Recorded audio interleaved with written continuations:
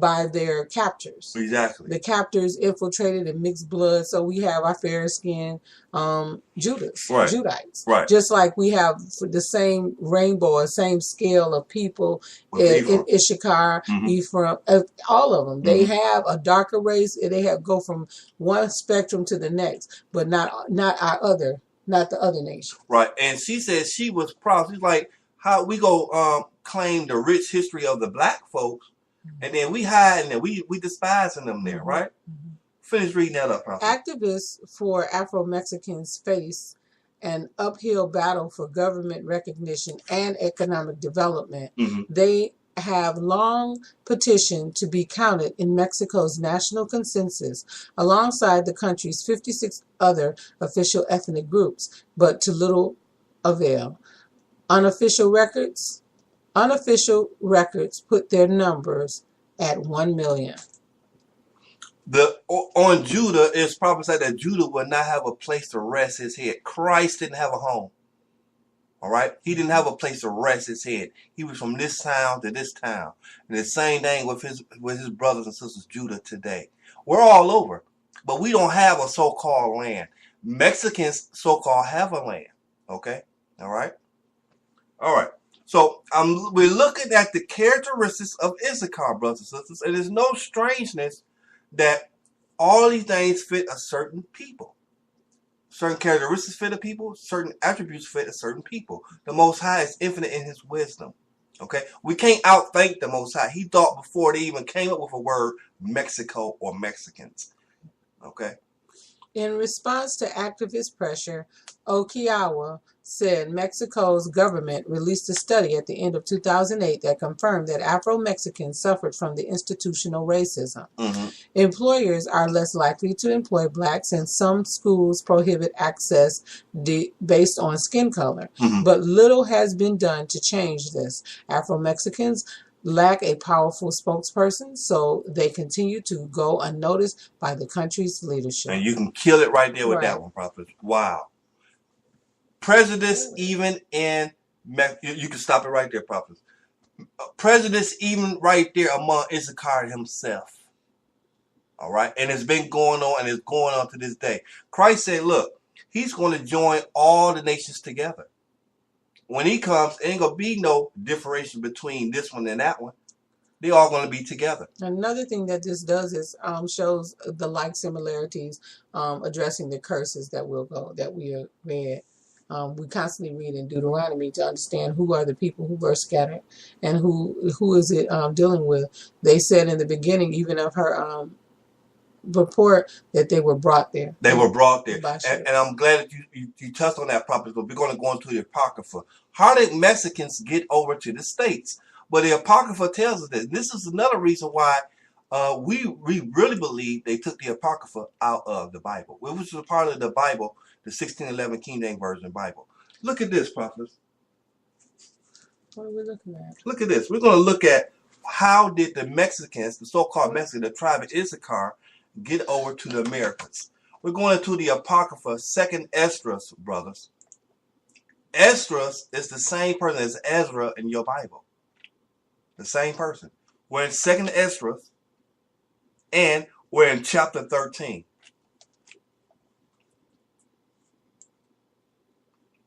Okay.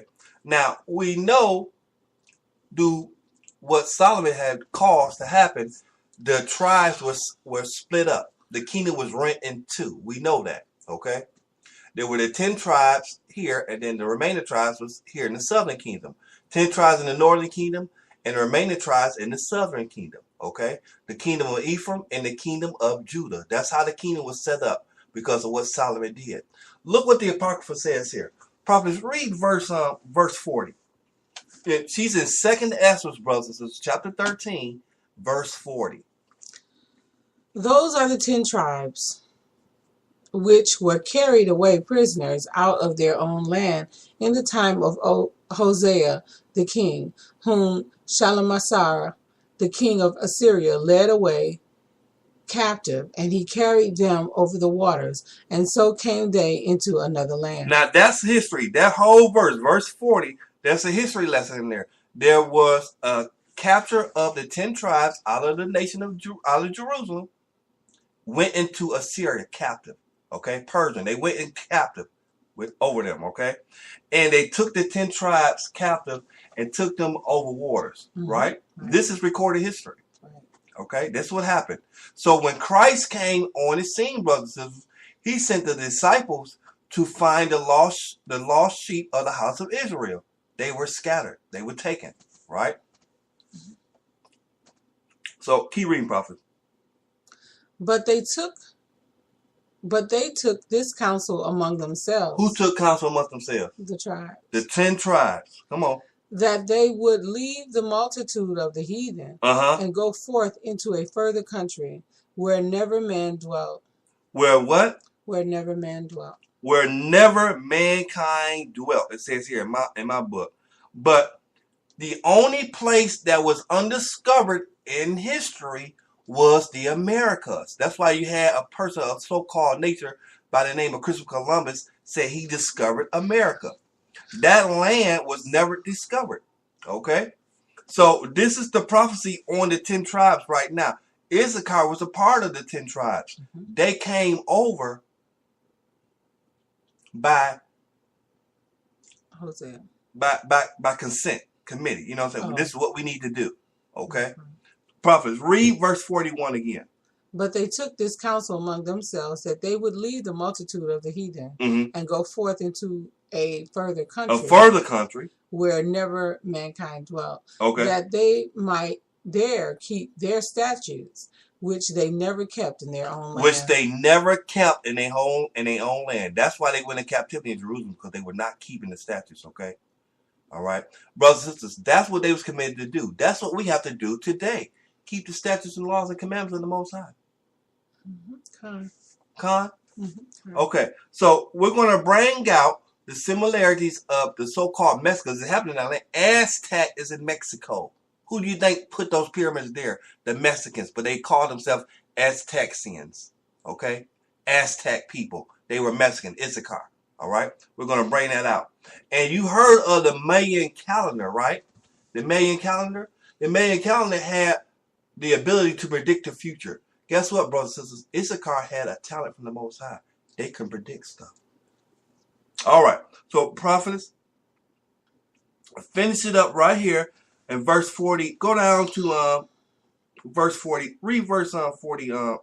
All the way down to verse 45. Read from 41 to 45? Yes, ma'am. But they took this counsel among themselves that they would leave the multitude of the heathen and go forth into a further country where never mankind dwelt, that they might there keep their statutes, which they never kept in their own land. And they entered into Euphrates. Euphrates, right? By the narrow places of the river. For the Most High then showed signs for them and held still the flood till they were passed over. For through that country there was a great way to go, namely of a year and a half, and the same region is called Ashereth. Praise the Most High. Ashereth, brothers, is America. Okay? So-called America. Prophets, let's go to the next article there. Let's go to the next article. All right, and go to the top. Okay, and you can read it right there. Okay, let's find out. Let's look at this. Read it right there. What you got, Papa? Middle Ages name for Aztecs. Present name Mexican. Mexican, same people. Come on. Location Mexico and scattered regions of the earth. Now, people would say, well, how can you say that's them? They're in that area, the geographical area. It's the same people. Hey, black people wouldn't always call African Americans. You remember that? We would call coons. We would call spics. The bywords. The bywords. So why couldn't they be called different names? They were. They are. Come on, prophet. Issachar was the ninth born. It says ninth. He was the ninth what? It says ninth born of Jacob. Well, the son, the ninth born, but the fifth between him and Leah. Oh, okay. Issachar was the ninth born son of Jacob. His name means he is hired. They migrated to the Americas around 536 BC during the Persian captivity. Genesis 49:1. And Jacob called unto his sons and said, Gather yourselves together, that I may tell you that which shall befall you in the last days. The last days And occur. speak up properly. Let them get them verses. That's in Genesis what? Genesis 49:1. That's the prophecy of Jacob telling his sons to come and sit around him, right? Come on, prophet. And Jacob called unto his sons and said, Gather yourselves together, that I may tell you that which shall befall you in the last days. Okay. The last days occur from the days of Christ till today. That's what they say. Hebrews chapter 1, verse 2. Hebrews chapter 1, verse what? 2. Verse 2. Hath in these last days spoken unto us by his Son, whom he hath appointed heir of all things, by whom also he made the world. Christ. Genesis 49:14. Issachar is a strong ass crouching down between two burdens. The burdens is referring to the long hours and low wages. The Mexicans are well known for working. Now, you know what, prophet? That is so believable. That's the only people I know that work long hours now, and above everybody else on the planet, they get the lowest wages. Well, it's true. It's true. I mean, believable. I mean, just look around. Why don't, if anyone's unemployed, why don't you have a job? Right. Here are a few examples of the tribes of Issachar's burdens. Okay. Work 10 to 15 hours a day, cleaning floors, washing dishes, and in sweatshops, etc. All low-paying jobs, working with little or no medical benefits, and so forth. Currently, the North American Free Trade Agreement, NAFTA, is attempting to relocate many U.S. businesses to Mexico, where the people work hard and the labor wages are cheap. One of the most familiar signs of Mexico is a donkey or ass or burro with two large satchels, burdens on either side of the beast. And that's what we said earlier. That's a symbol that we only relate to the Mexican people. We see that, we know, oh, that's Mexicans. Continue. Yes, ma'am. Genesis 49, verse 15. And he saw that rest was good. Represents them resting from their burdens, working long hours. The Mexicans are the most well known for the siestas. Now, you said that today, prophet. Come on. Siestas hiked means rest. Siestas hike means rest, brothers and sisters. They get rest. This prophecy on the Mexicans. This is the prophecy right here. And the land that it was pleasant. Mexico is one of the world's favorite vacation spots because of the beautiful weather and wonderful sights, and bowed his shoulders to bear and became a servant unto tribute. Issachar bowed the shoulder to bear, meaning serve. In 1540, Hernan Cortez, a conquistador from Spain, had 27,000 Aztec slaves, while the notoriously cruel Alvarado had 20,000. Now, this is Mexican history. This is history right here. We're bringing it out. These are some of the slave masters that did this to the Aztecs, which are the Issachar. Go ahead, Prophet. In total, the 30 highest-ranking conquistadors claimed 180,000 Mexican slaves, who were forced to pay tribute of gold, silver, herbs, and spices. Today, the Mexicans are well known for being hard workers for little to no money, servant unto tribute. Servant unto tribute. Deuteronomy 33, verse 1. Deuteronomy 33, verse 1. And this is the blessing wherewith Moses, the man of the Most High God, blessing the children of Israel before his death. Deuteronomy chapter 33, verse 18.